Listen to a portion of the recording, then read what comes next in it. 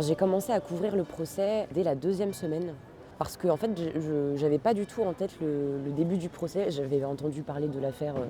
dite des viols de Mazan, mais j'avais pas suivi le fait que ça a commencé le 2 septembre. J'étais un petit peu, éloignée. Mais j'ai entendu en fait la déclaration de Gisèle Pelicot le 2 septembre, pour les autres victimes, celles et ceux qui pourraient être victimes, pour que la honte change de camp. Ouais. Et en fait, je me suis dit: «Ça m'oblige un peu quelque part, Ouais. en tant que, journaliste, mais aussi en tant que femme, ou en tant que victime aussi, d'aller documenter, d'aller voir ce qui se passe, d'essayer de comprendre». Et il y a un espèce de truc qui s'est, allumé, tu sais? Et Ouais, ça t'a touchée. oui, ça m'a vraiment profondément touchée. Et je me suis dit, j'ai pensé à toutes les personnes autour de moi qui avaient, eu un procès, à huis clos. C'était leur choix et ça s'est passé comme ça et elles ont subi des violences, malgré ça, même dans le huis clos, surtout dans le huis clos d'ailleurs. Et j'ai pensé aussi à toutes celles qui n'ont pas eu de procès et j'en fais partie d'ailleurs. Enfin, je n'ai pas obtenu justice, par rapport aux violences que j'ai pu vivre. Donc il y a un truc qui m'a poussée à aller voir et puis, j'ai de la chance d'avoir des proches qui vivent, pas loin, donc j'ai eu la possibilité de me rendre au tribunal et j'avais pas prévu de le couvrir absolument, tout le procès. Je me suis dit: «Bon, peut-être 2 jours déjà, ça sera bien». En fait, j'ai continué parce qu'au bout d'un moment, tu as envie de comprendre. Ça suffit pas 2 jours, quoi. Il y a trop de choses, il y a tous les à côté aussi des audiences, quoi, tout ce qui se passe en dehors des audiences. Donc j'ai décidé de le couvrir pour cette raison. Du coup, là, ça fait quasiment 1 mois et demi ou plus, enfin. Ça fait 3 mois. Ça fait 3 mois. Ça fait 3 mois que ça a commencé. Oh là là, ça passe, très vite finalement. Il y a eu, presque une dizaine de semaines où c'était que les accusés. On entendait, les accusés, sur les faits et sur la personnalité. Et c'est pour ça que ce procès est aussi long d'ailleurs, c'est parce qu'il y a autant d'accusés. 50, 51. 51, dont, Dominique Pélicaud, et dont un qui est en fuite, donc qui fait l'objet d'un mandat d'arrêt et qui ne comparaît pas. Donc ils sont, 50 en tout à être présents au tribunal. Donc ça fait un sacré paquet. Et encore, ils n'ont pas tous été identifiés, les violeurs présumés de Gisèle Pelicot. Voilà, il y en a des dizaines en tout cas qui n'ont pas été identifiés, et peut-être plus parce qu'on se base sur ce qu'il y avait dans le disque dur de Dominique Pélicaud. Ça, c'est peut-être pas représentatif de toute l'ampleur. Il y a peut-être un deuxième disque dur, il y a peut-être, on ne sait pas en fait, ça s'arrête à ce matériel-là, quoi. Et du coup, tu as passé 10 semaines à entendre les accusés, donc les violeurs. Oui, les violeurs. 10 semaines à écouter des violeurs toute la journée. Exactement. Alors on les entend pas toute la journée parce que, il y a une partie, les semaines sont toutes les mêmes en fait, c'est un programme récurrent avec juste un groupe d'accusés différents à chaque fois, des groupes de 5 à 8 accusés. Et on entend des experts et des expertes, psychologues et psychiatres, qui viennent, faire part de leurs expertises, leur rapport d'expertise. Mais il faut savoir qu'ils ont vu les accusés, 45 minutes, 1 heure, chacun. C'est un petit peu léger pour tirer des conclusions sur, le diagnostic, d'une pathologie, par exemple. Donc voilà, c'est pour ça qu'il y a plusieurs experts, expertes qui sont entendus. Après, il y a des interrogatoires de personnalité pour chaque accusé. Donc la cour, le président et ses assesseurs interrogent l'accusé, puis les avocats des parties civiles peuvent le faire, puis la défense. Donc c'est long aussi parce qu'il y a énormément d'avocats de la défense. Donc c'est très long parce qu'à chaque fois il y a un interrogatoire pour chaque accusé. Donc voilà, c'était des longues semaines. Et puis il y a l'interrogatoire sur les faits aussi, évidemment, après pour chaque accusé. Donc c'est là qu'ils donnent leur version des faits, qui est confrontée à la version de Dominique Pélicaud, qui est à peu près toujours la même. Il répète sans cesse que les accusés étaient au courant de ce qu'ils allaient commettre, donc un viol, qu'ils avaient été contactés sur le forum à son insu sur le site Coco. Tous les accusés réfutent ça, par exemple. Donc voilà, il y a des points de contradiction et c'est parole contre parole à ce moment-là.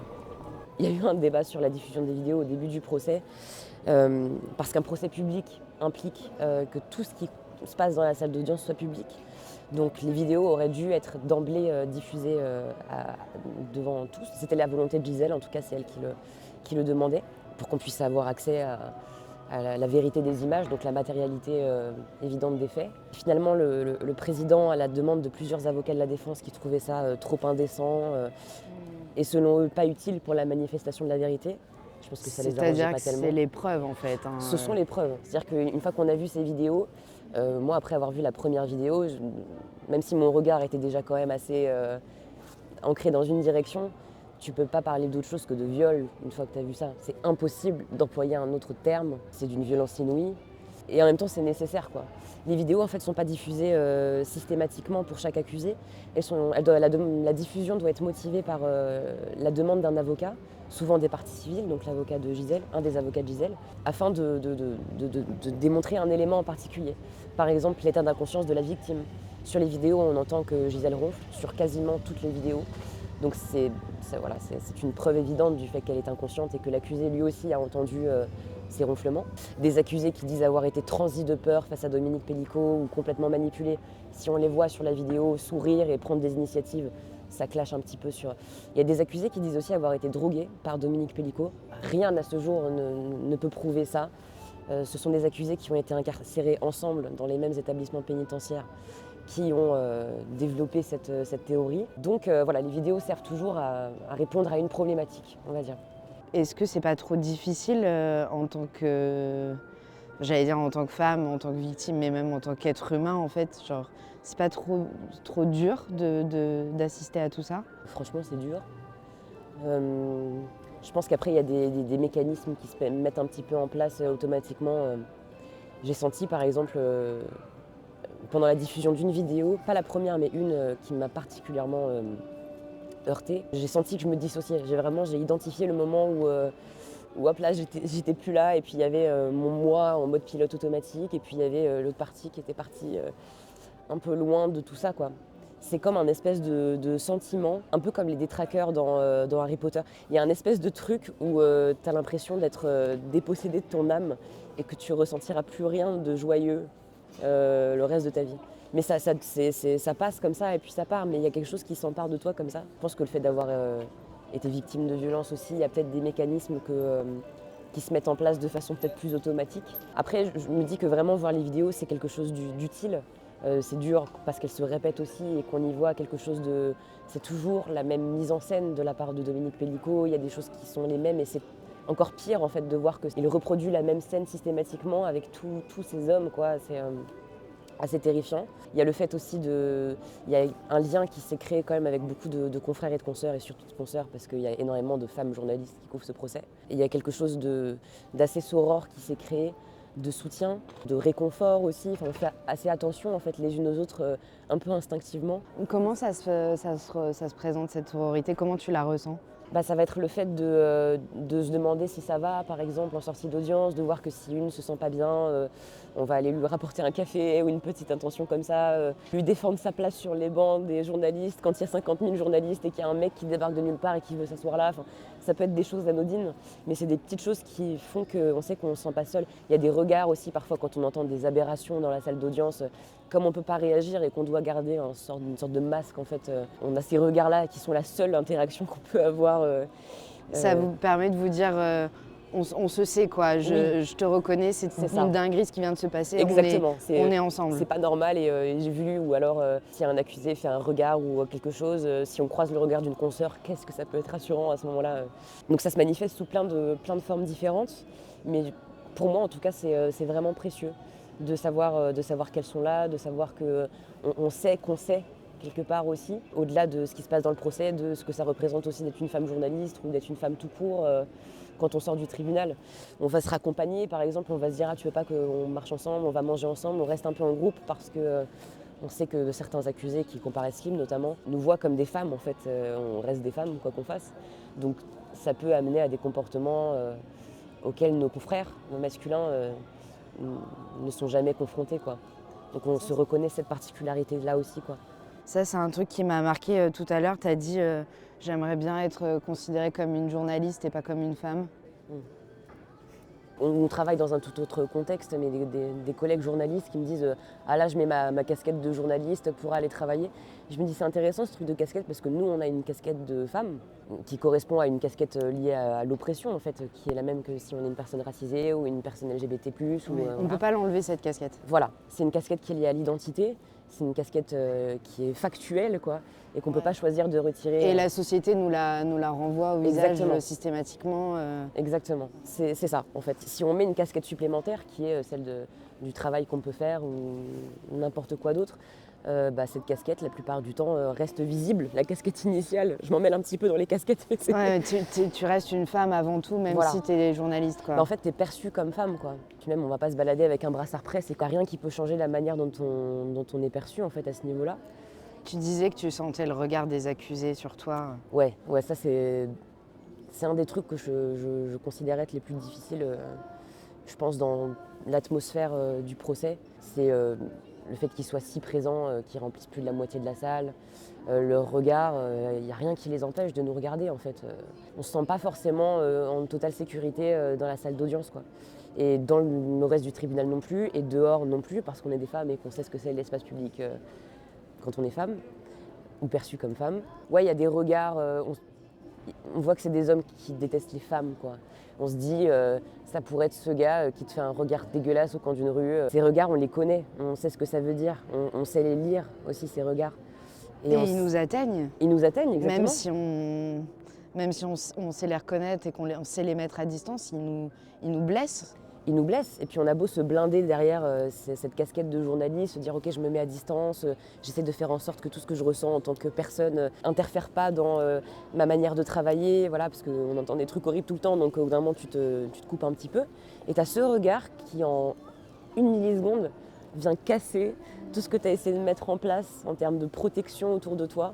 Ça t'atteint directement, quoi. C'est-à-dire qu'il y a des regards, ils lisent dans toi, quoi, vraiment, et tu sais qui te regarde en plus, à savoir un mec dont tu as vu les faits de viol en fait sur un écran dans le tribunal, quoi. Et je trouve qu'il y a un truc aussi qui est sans doute construit par les journalistes hommes, mais qui voudrait que ce soit genre oui une casquette que tu mets et que tu enlèves et qui soit genre la neutralité pure et genre ce n'est qu'un travail, donc je vais au travail, je rentre chez moi, c'est fini. Je sais que moi je te considère aussi comme avant tout comme militante, même si tu es journaliste. Enfin, dans ma tête, tu es militante, tu vois.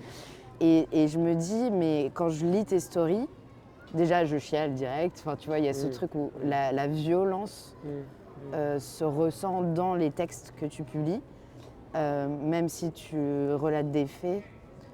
Et je me dis, mais elle est chez elle, en train de bosser, ou toute seule, et elle écrit ça. Et je me dis, mais comment elle va, tu vois?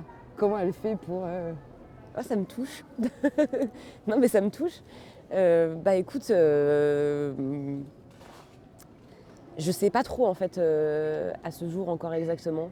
J'ai un peu du mal à savoir maintenant ce que je ressens. Je rentre à Paris un week-end, mais je repars après. Et puis je pense tout le temps au procès. Et parfois je dors pas la nuit parce que je veux travailler dessus, parce que j'ai l'impression qu'il y a encore une question à laquelle il faut que je réponde. Et puis, mais t'en finis pas de travailler sur un truc comme ça, parce que tu peux pas répondre à la question que je me pose chaque jour. Chaque jour, c'est comment faire pour que les hommes arrêtent de violer. C'est une question qu'on connaît bien dans les milieux militants, mais j'ai cette espèce d'obsession par rapport à cette question qui me pousse à, après m'être demandé pourquoi les hommes violent. Je pense que j'ai compris maintenant. Donc l'autre étape, c'est comment faire pour qu'ils arrêtent. Et ce procès me met la tête en plein dedans, en fait. Instinctivement, je me concentre un peu plus que sur ça. Je mets un peu toute mon énergie dedans, en fait. Et le reste m'intéresse plus tellement, en fait. J'ai un peu du mal. À la fois, je me sens très entourée. Je suis vraiment super reconnaissante du soutien que je peux recevoir. Vraiment, ça me touche, mais au plus profond de moi. Et c'est vraiment ce qui me donne de l'énergie et de la force. C'est que je sais que c'est majoritairement c'est presque pas d'hommes cis qui m'écrivent, quoi. Je sais que c'est des personnes qui aussi se reconnaissent au travers d'un trauma peut-être qu'elles ont pu vivre, ou en tout cas d'une sensibilité par rapport à ça. Et ça me touche, et parce que ça donne sens aussi à ce que je fais. Parce que c'est pour ça que je le fais.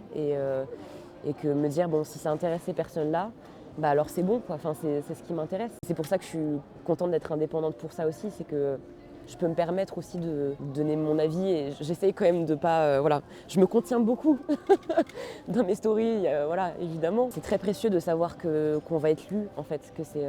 au début du procès, je faisais ces stories et je me disais, en fait, ça va intéresser personne, ou alors c'est trop violent, j'ai pas envie d'imposer ça aux gens, ou alors je comprendrais que tout le monde m'unfollow, et en fait, ça a été l'inverse, et ça m'a beaucoup surprise, et j'étais un petit peu désemparée.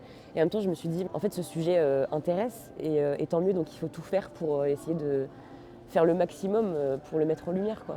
Depuis que tu couvres le procès, tu as gagné genre 30 000 ou 40 000 abonnés? 50 000. 50 000. Ouais. Oui, et ce qui prouve qu'il y a un vrai besoin d'informations sur ces sujets-là, qui n'est pas comblé par les médias traditionnels. Oui, j'ai l'impression que c'est surtout le truc des à côté qui a intéressé les gens. Le truc de raconter par exemple les comportements des accusés en dehors des audiences. Je vois le procès avec un regard... j'ai jamais assisté à un procès en cour criminelle. C'est la première fois que je couvre un procès médiatique, un procès tout court. C'est la première fois que je le fais en tant que journaliste, avec cette casquette-là en tout cas. Donc je le vois un peu avec un regard. Il y a plein de questions que je me posais parce que j'y connais rien en droit. Donc je partageais ces trucs-là où je me disais, en fait, c'est le regard d'une personne qui rentre dans un tribunal et qui ne sait pas trop ce qu'elle va y voir. Et du coup, voilà, j'essaye de parler de ces questions-là aussi qu'on peut se poser parce que le système judiciaire est quand même hyper compliqué. Et moi, il y a tellement de choses que je ne sais pas, donc j'essaie de partager à la hauteur de ce que je comprends. Mais en tout cas, les questions des gens aussi me permettent de poser d'autres questions et c'est un échange et c'est hyper intéressant. Et il y a des personnes qui témoignent aussi beaucoup. Ça me touche beaucoup aussi et puis ça me montre à quel point ce procès il raconte l'histoire de tellement de personnes et surtout de tellement de femmes. En fait, il y a des personnes qui m'ont écrit, des personnes qui ont été victimes, qui m'ont dit je sens quelque chose de l'ordre de la réparation, à voir qu'on parle beaucoup de ce qu'on n'a pas dit pour mon procès qui se passait à huis clos et pour toutes mes amies qui ont eu un procès comme ça aussi. Et, cette fois, on en parle et on n'en parle même pas qu'en France. Il y a eu un JT au Pakistan où on parlait de l'affaire. Enfin, on en parle partout et de façon très différente en fonction de là où on en parle. Mais on en parle, quoi. On sait que l'étape d'après, c'est pas tant de parler, c'est d'être entendu. Ça, c'est, je pense, le plus gros combat qu'on doit mener parce que la parole, ça fait quand même un moment qu'elle s'est libérée. C'est juste qu'on l'écoute pas ou qu'on l'entend pas, qu'on veut pas l'entendre. Je pense que c'est pour ça qu'on se bat aussi, pour essayer d'être entendu enfin, quoi. Et quand tu dis il y a des personnes qui m'écrivent, c'est directement, ils répondent à tes stories ou ils te parlent sur Insta. Et je pense qu'il y a ça aussi qui m'intéresse beaucoup par rapport à ce qu'on disait sur la casquette de journaliste. En fait, on s'imagine qu'un journaliste, il va quelque part, il écrit son papier ou il tourne son truc, il le rend, tac, c'est fini, il passe à autre chose. Toi, ça se passe dans ton téléphone, qui est dans ta poche tout le temps, qui est posé sur ta table de nuit quand tu dors. Tu reçois des dizaines et enfin, j'imagine même pas combien de témoignages de violence. Ça s'arrête jamais pour toi, en fait. Bah, c'est un petit peu ma problématique de mettre une petite distance et de me couper. Le fait est que j'y arrive pas vraiment. Donc pour l'instant, je me réfrène pas trop par rapport à ça parce que je sais que en fait, lutter contre, ça va juste me faire perdre du temps parce que je ferai rien d'autre que ça parce que je suis pas capable de penser à autre chose. C'est mon côté un peu obsessionnel, je pense, là-dessus. Mais je me dis que là, c'est une période qui est délimitée dans le temps, le procès. Je continuerai d'en parler sûrement après parce que je pense qu'il y a beaucoup de choses. Moi, je me pose encore tellement de questions et j'ai envie de continuer à travailler après dessus parce que c'est un millefeuille. Il y a tellement de sujets dans ce procès. Contrairement à ce que disent les avocats de la défense, oui, c'est un fait de société. C'est pas un fait divers. Il faut arrêter avec ce truc-là. Comme il faut arrêter avec le crime passionnel et autres horreurs qu'on peut entendre. Mais non, il faut qu'on s'en empare, nous, la société. Et c'est pas aux avocats de la défense de nous en empêcher, en fait. Parce que eux ne savent pas que quand tu es victime, tu prends perpétuité, déjà. Ça ne se quantifie pas en années de prison, de réclusion criminelle, etc. Et on a besoin de justice, d'une autre forme de justice, en fait. On n'a pas la justice institutionnelle, donc quelle forme de justice sociale est-ce qu'on peut obtenir? Donc tu te protèges aussi dans la lutte, dans le combat et dans...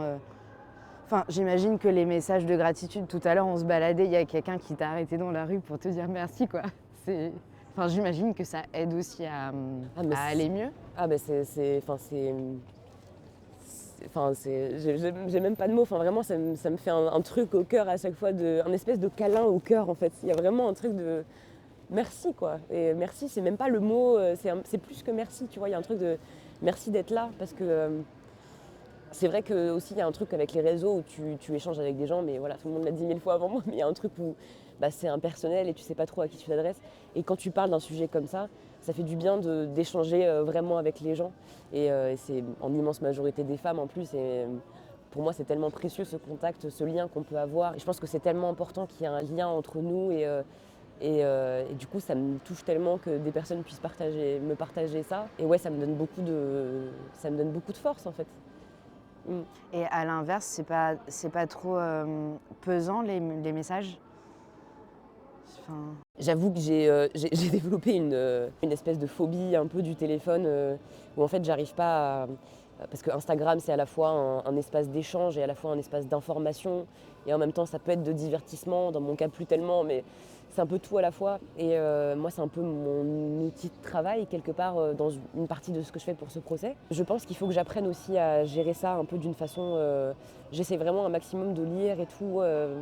Parce que je me dis, des personnes ont pris le temps d'envoyer un message, c'est normal de lire. Et puis en plus, ça me touche aussi de lire ce que les gens, que ce soit des témoignages ou des expériences, ou parfois c'est des photos d'un collège qu'ils ont croisé. Mais en même temps, oui, voilà, je pense qu'après le procès, je procéderai différemment. J'ai prévu de recommencer une thérapie, de reprendre le sport, même si on me dit tous ça à un moment et puis ça peut très vite partir. Mais voilà, c'est vraiment dans une optique de prendre soin de soi un petit peu et je le prends en considération et je sais que de toute façon, au bout d'un moment, si on lâche, on ne sert plus à rien en fait. Parce qu'on ne veut pas lâcher parce qu'on se dit non, mais là, il faut continuer. Oui, mais quand tu n'as plus d'énergie, bah, tu ne peux plus rien faire. En fait, c'est contre-productif, quoi. Il faut que ça tourne. Voilà, c'est ça. Avec d'autres militantes qui ont plus d'énergie ou militantes, militants. Et quand toi, tu sens que tu as besoin De relâcher un peu, ouais. de t'éloigner même des m'éloigner, ouais, réseaux. bien sûr. Parce qu'il y a ce truc de l'actualité où tu peux être tout le temps dans une espèce d'urgence.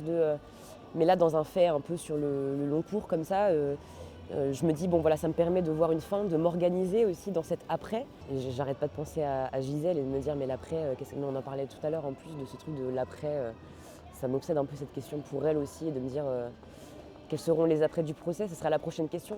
Mais en tout cas, oui, je pense qu'il y a une importance à donner à la santé mentale. Et heureusement, on en parle de plus en plus dans les espaces militants, mais heureusement parce que ça pousse aussi à prendre ce soin-là, à avoir cette attention-là. Donc je compte prendre ça en charge à partir de janvier, quoi.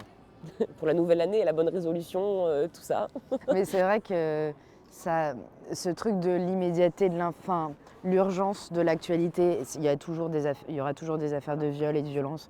Et en plus, les réseaux sociaux font que c'est en continu. Genre, Oui. c'est vraiment, Oui.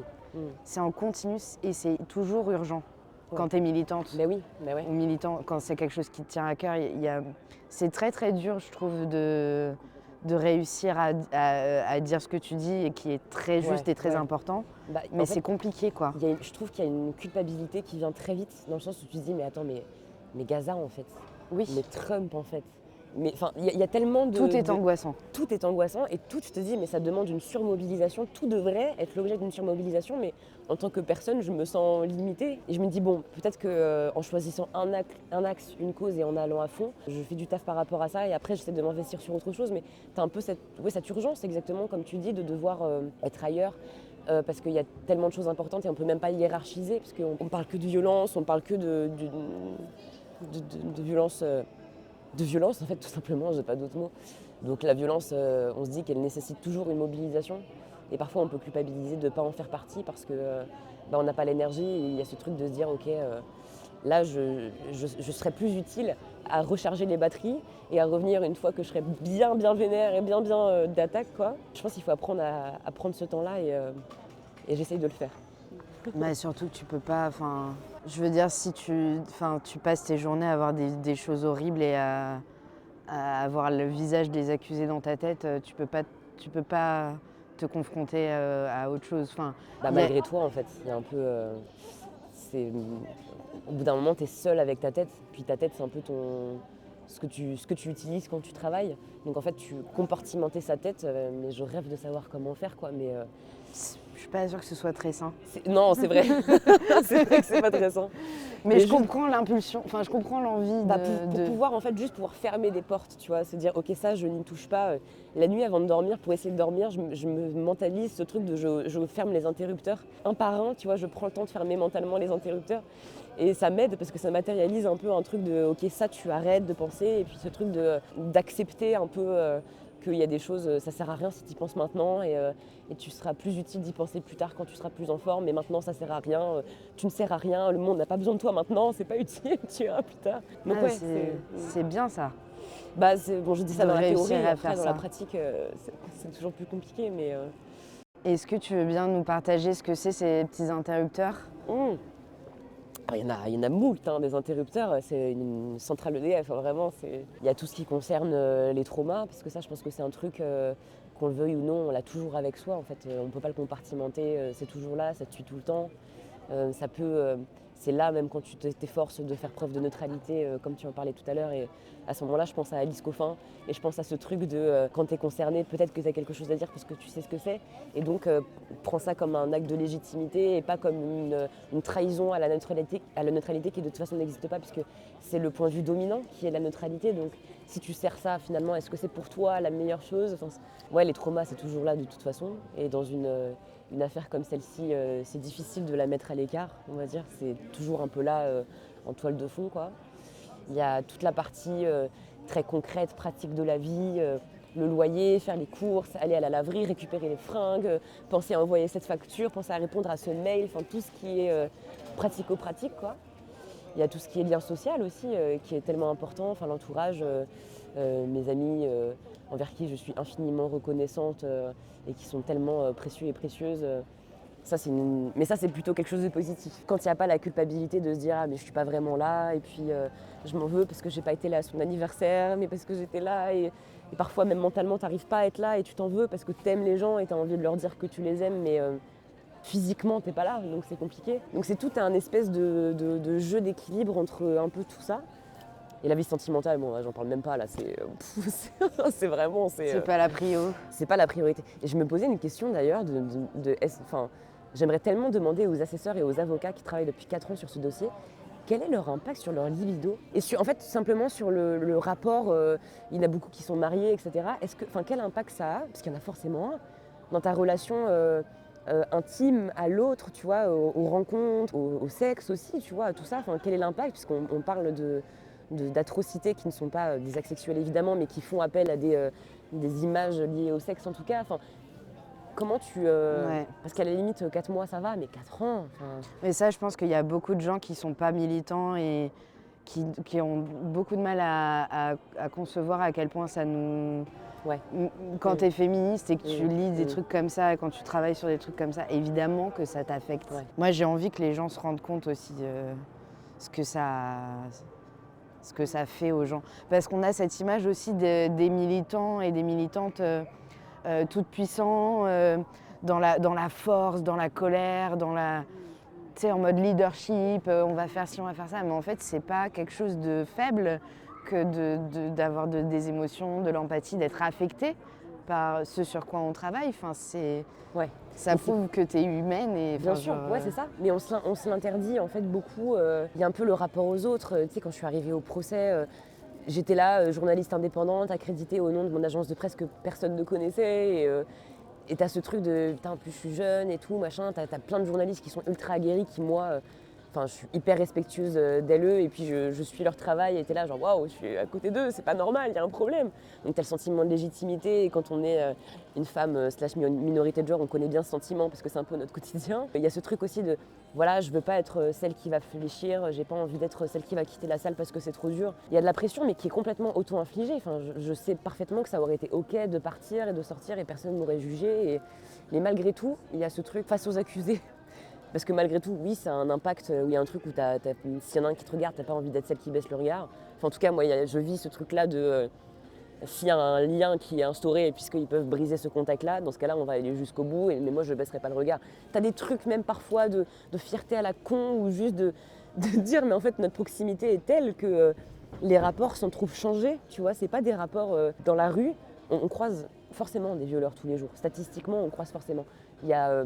un confrère qui m'avait dit un jour à la sortie du tribunal, j'étais avec une consoeur, qui disait « Ouais, c'est marrant, depuis le début du procès maintenant, quand je sors dans la rue et je vois des hommes, je me dis putain, lui, peut-être, c'est un agresseur. » Tu sais, on s'est regardé avec la consoeur, on était là, bienvenue. Bah oui, frérot. C'est tout simplement notre quotidien, en fait. C'est ça. C'est ça, avoir vécu des violences ou être et une pire femme, encore, genre, imagine, on a envie de lui dire au gars, imagine, tu vas en date Tinder non, mais alors... et tu te poses la question. Imagine si deux ça arrive secondes. le truc, quoi, vraiment. Non, mais c'est ça. Et finalement, là, t'as une espèce de concentration énorme de tous ces mecs-là que peut-être les 51, tu les croises en une journée, enfin, tu sais pas, tu vois. Ils représentent littéralement tout ce contre quoi tu luttes. Et qui en plus se pavanent dans un sentiment d'impunité. Ouais. Mais oui, ouais. Que vraiment ils sont persuadés d'être victimes, d'être persécutés, que ce sont nous les méchantes, etc. C'est ce moment-là encore où je pense à mes amies, aux militantes qui luttent aussi sur ces causes-là pour essayer de faire bloc dans la tête. C'est un peu le boys club comme on peut le croiser tous les jours et tu dis finalement en fait c'est un beau reflet de la société, tu vois, aussi pour ça. La majorité des femmes qui sont dans la salle, c'est nous les journalistes qui nous ramassons sur les côtés du banc parce qu'on veut pas être près d'eux pour se taper leur regard. C'était incroyable cet après-midi quand on est rentré, on était vraiment ce matin ramassés sur les côtés du banc le plus loin possible d'eux parce que hier on a été traumatisés par leur regard. Vraiment, on était 2 avec une collègue, on est rentrés dans la salle après la suspension. La grosse quinzaine d'accusés qui étaient dans le box des accusés s'est mis d'accord pour nous fixer, mais tous ensemble. Et parmi eux, tu connais leur visage et tu te répètes. Alors lui, il est venu 6 fois à Mazan, il est poursuivi pour pédopornographie. Lui aussi, lui, il a eu une tentative de féminicide, lui, il a fait des violences conjugales. Ok, les 12 sont en train de nous fixer, qu'est-ce qu'on fait ? Et on s'est dit, mais attends, mais pourquoi est-ce qu'on est rentré là ? On est des proies, c'est pas possible, c'est quoi ce sentiment ? Et personne ne dit rien, tu vois, Et t'es là, tu regardes autour de toi, tu te dis mais est-ce que c'est normal ce que je suis en train de vivre? Est-ce qu'il n'y a que nous, tu vois? Heureusement on était deux parce que sinon tu te Mais sens bien seule quoi. c'est un truc à te rendre folle Bah, à ou à te parano, faire déjà, oui. croire que t'es folle. Enfin, Exactement, il y a une espèce de truc de gaslight qui s'inscrit là-dedans. Et tout ce qu'on te dit après, c'est non, bah vous les regardez pas. Oui, puis t'avais qu'à pas mettre une jupe, et oui, t'avais qu'à pas boire, et puis ça sera voilà. toujours de ta faute quoi Dans qu'il tous les arrive. cas. Alors qu'ils sont 18 accusés de choses horribles et que vous êtes deux à faire votre travail, ça sera de votre faute quoi qu'il arrive. Quoi. Puis c'est littéralement notre travail de les regarder. Je veux dire, on est là pour. Exactement ce que ma consoeur disait, c'est ce truc de. Là, ils sont incarcérés, on leur met les menottes dès qu'ils sortent, etc. Ils sont un peu dépossédés du pouvoir, du privilège qu'ils pouvaient avoir dans l'espace public. Donc là, en fait, ils trouvent une occasion de l'exercer. En meute en plus, tous ensemble, c'est des gars qui sont unis contre un ennemi commun et dans un même but, quelque part. On est deux là, toutes seules. Nous regarder, c'est la moindre des choses. Enfin, tu vois, c'est facile en plus, tu vois. C'est accessible de te faire sentir comme une espèce de souris au milieu de 15 chats, tu vois. Enfin, là, tu te sens vraiment... T'as beau mettre toutes les casquettes que tu veux, tu te sens vraiment à poil, quoi. Enfin, ces regards-là, ils sont vraiment... c'est un truc qui me marque beaucoup, moi, la problématique des regards, parce que ça paraît pas important, ça paraît anodin, et pourtant, en fait, ça se cumule, et ça crée quelque chose où tu finis par, en fait, ne te sentir défini que par ça, quoi. Par le regard des hommes en général, et en plus dans une optique de domination et de te faire sentir mais comme une merde quoi. Ouais, c'est dur de garder un masque par rapport à ça et de se dire ok, ça ne m'atteint pas, bien sûr que ça m'atteint. Mais même t'aurais envie de leur hurler dessus, de leur faire des doigts, ça, vraiment, ou de prendre à partie quelqu'un, ou de dire mais faites quelque chose, regardez-les. Enfin, comment tu gères cette colère-là? Tu t'arrives à... J'avoue que je dirais pas non pour une petite fury room ou un petit exutoire, là, un petit truc où on peut péter des ordis, je sais pas. Si on peut péter le capitalisme, en plus, moi ça me va à 100%. Mais ouais, il y a un petit truc de peut-être avoir besoin de ressortir un peu physiquement, parce qu'il y a verbalement, on échange, etc. Mais je pense que parfois tu sens que ton corps, il accumule aussi cette violence, cette tension. C'est pour ça que je parlais de sport, parce que je pense qu'il y a un besoin aussi de sortir physiquement quelque chose, quoi. Mais... cette colère, en fait, elle est en lien avec la colère que je ressens depuis des années, une dizaine d'années, même plus, tu vois. Ça s'ancre un peu là-dedans, finalement, je la rattache à ça. Je sais que c'est une colère plus globale, tu vois. C'est pas juste ces 15 mecs-là. Ces 15 mecs-là, ils représentent des millions d'autres gars, voire des milliards. Donc finalement, c'est un truc plus global. Et quand je vais à une manif, quand je vais à la manif du 23 novembre, où t'as tout le monde qui crie en chœur violeur sécateur, bon voilà, c'est pas la phrase la plus politiquement correcte, il y a des choses à redire. Il y a des moments où tu catharsises un peu et t'es là, genre, entendre toutes ces voix, ces corps collectifs s'élever ensemble et où tu sais pourquoi, enfin tu le sais, ces voix-là, elles font tellement de bien. Enfin, Ouais, puis un slogan et crier des choses, en fait, ça vaut pas discours politique. Oui. Ça vaut pas projet de société violeur sécateur. C'est exactement ça. C'est là pour nous soigner, en fait. Donc laissez-nous. Laissez-nous être violentes, laissez-nous être incohérentes. Oh, oui. Même si on est des féministes anticarcérales, genre laissez-nous dire prison à perpétuité. Genre, enfin, c'est ok. Je pense qu'on a besoin aussi de ça pour aller mieux, quoi. Tu sais, il y a beaucoup de personnes qui disent oui, mais maintenant les manifs, ça sert plus à rien, tu changeras pas le monde avec des manifs. Ça fait du bien. En fait, on s'en fout, c'est même pas pour ça. On sait très bien que Macron, il va pas ouvrir sa fenêtre, il va dire ah putain, les femmes elles souffrent, ok, vas-y, on va mettre de la thune, tu vois. Mais c'est pour nous en fait. Et c'est ça que j'ai ressenti à la manif du 23 novembre. J'ai ressenti ça très fort, ce truc de... Mais j'en ai chialé, mais toutes les larmes de mon corps, tu vois. Il y a ce truc de... C'est pour nous, c'est un espace qui... Pour une fois, on a l'espace public, on peut s'emparer de cet espace-là. On est ensemble, on hurle, on peut hurler, C'est rare d'avoir un espace où tu peux hurler dans ta vie, en vrai. Et en plus, avec des adelphes qui partagent dans leur chair ce pourquoi tu es là. Et en plus, on a tous le point commun d'être silenciés. Exactement. Donc en fait, hurler ensemble, ça a beaucoup de poids. Oui, parce que tu hurles contre le même système, en fait. On est à l'intersection de tout. Donc tu identifies ton ennemi, à savoir ce système-là, et tu peux gueuler en chœur contre lui, quoi. Et ça fait partie un peu des joies militantes aussi, tu vois. Parce que dans le quotidien, on lutte tous les jours contre ces violences-là, etc. Mais à ce moment-là, on lutte peut-être autrement. On lutte en rechargeant tous ensemble nos batteries sur une espèce de grosse prise électrique commune. Je pense que c'est nécessaire, quoi, ces moments-là, vraiment. C'est une thérapie collective, quoi. Ça donne envie de partir en manif maintenant. Ah oui, allez, on part en manif à 3, c'est déjà Allez. pas mal quand même. Ah. Trop bien. Merci beaucoup. Ben non, ben merci à toi, merci à vous. Vraiment, c'est un plaisir.